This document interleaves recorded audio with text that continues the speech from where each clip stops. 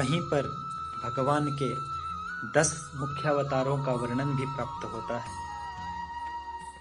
वनजौ खरवस्त्रिरामी सकृपो कृपः अवतारा दशैवेते कृष्णस्तु भगवान स्वयं। वनजौ खरवः, यहाँ पे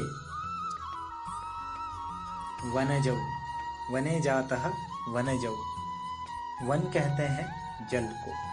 जल में उत्पन्न हुए 2 अवतार, मत्स्य और कच्छप अवतार।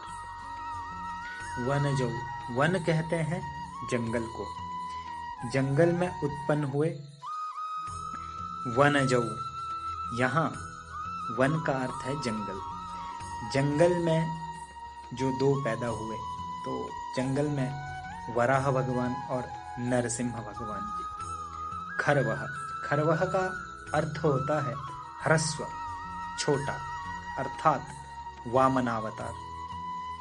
त्रिरामी, 3 राम। अब यह 3 राम कौन कौन है? भगवान परशुराम जो परशु के साथ है, भगवान श्री राम और बलराम। सकृपो अकृपः, कृपा के साथ दया से युक्त अवतार, यह बौद्धावतार है। और अकृपः, दया से रहित अवतार, क्रोध मुद्रा वाला, यह कलयुग के अंत में आने वाला कल्कि अवतार है।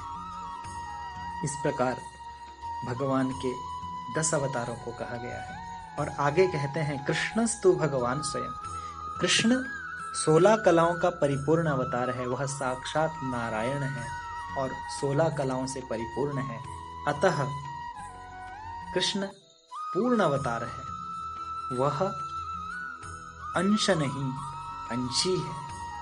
वही साक्षात नारायण है, अन्य तो उनके अंश है। जिस प्रकार शरीर के भिन्न भिन्न अवयव होते हैं, हाथ, कान, नाक, उसी प्रकार अन्य अवतार उस नारायण के अवयव है, अंशी है, अंश है। किंतु कृष्ण साक्षात अंशी है, उस शरीर की तरह है, वो संपूर्ण शरीर है और साक्षात नारायण है, ऐसा कहा गया है। श्री कृष्ण पूर्ण अवतार है, 16 कलाओं का अवतार है, वो साक्षात भगवान है।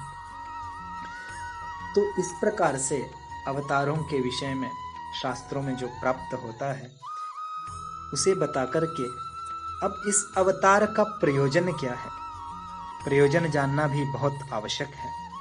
इस विषय में श्रीमद् भगवद गीता में 4th अध्याय में जब श्री कृष्ण जी अर्जुन से कहते हैं, इमं विवस्वते योगं प्रोक्तवानहमव्ययम् विवस्वान् मनवे प्राह मनोरिक्ष्वाकवे ब्रवीत।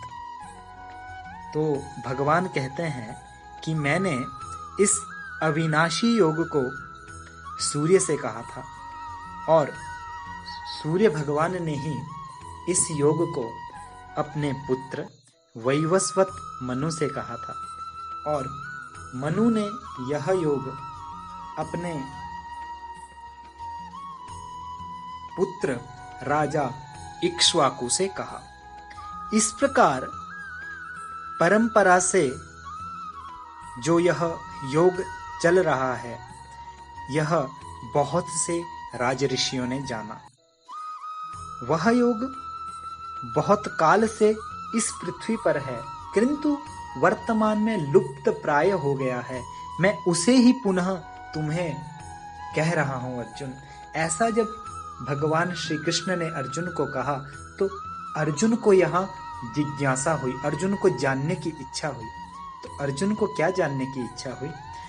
अपरम भवतो जन्म परम जन्म विवस्वतः कथम एतद्विजानीयाम त्वमादौ प्रोक्तवानिति।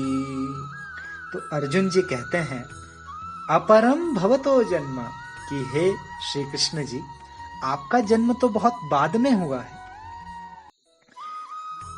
और विवस्वत जो सूर्य भगवान है, उनका जन्म तो बहुत पहले हो चुका है।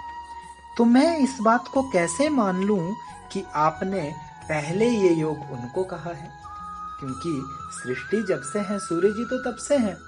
आपका जन्म तो देवकी जी के गर्भ से अभी हुआ है।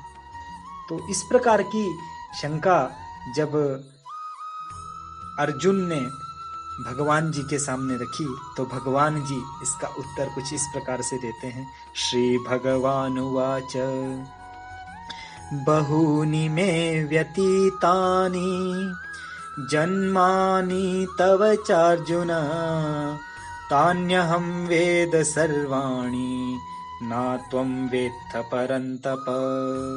कि हे अर्जुन, मेरे और तेरे बहुत से जन्म व्यतीत हो चुके हैं। उन सभी जन्मों को मैं जानता हूं, तुम नहीं जानते। अजोपि सन्नव्यात्मा भूतानामीश्वरोऽपि सन् प्रकृतिं स्वामधिष्ठाय संभवाम्यात्ममायया।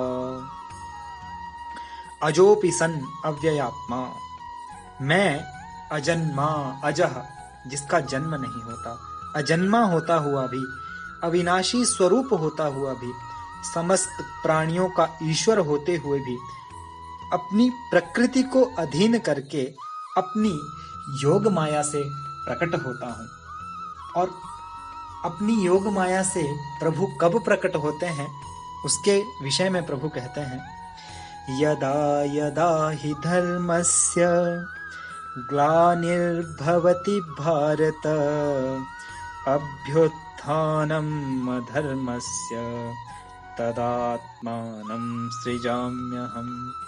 हे भारत, जब जब धर्म की हानि और अधर्म की वृद्धि होती है, तब तब मैं अपने स्वरूप को रचता हूं और साकार रूप से लोगों के सम्मुख प्रकट होता हूं। परित्राणाय साधूनां विनाशाय च दुष्कृतां धर्म संस्थापनार्थाय संभवामि युगे युगे। हे पार्थ, साधु पुरुषों का उद्धार करने के लिए, पाप कर्म करने वालों का विनाश करने के लिए और धर्म की बहुत अच्छे तरीके से स्थापना करने के लिए युग युग में, प्रत्येक युग में मैं प्रकट होता हूं, अवतार लेता रहता हूं।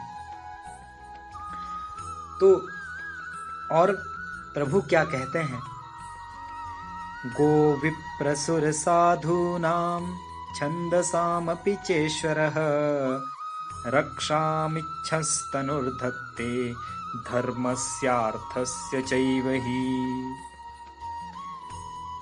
ये श्रीमद् भागवत में श्री सुखदेव जी परीक्षित जी से कहते हैं कि हे परीक्षित, यूं तो भगवान सबके एकमात्र प्रभु है, किंतु फिर भी वे गो, ब्राह्मण, देवता, साधु, वेद, धर्म और अर्थ की रक्षा के लिए शरीर धारण किया करते हैं।